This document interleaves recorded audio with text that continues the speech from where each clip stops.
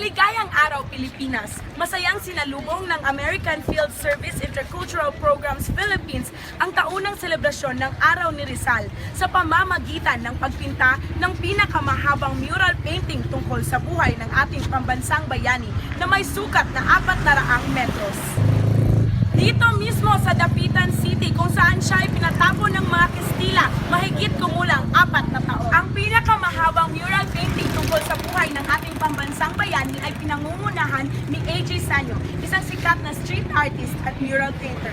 Sinalihan din ito ng mga mamamayang Dapitanon, mga AFS participants, at mga volunteer artists na nagmula pa sa Luzon, Visayas at Mindanao.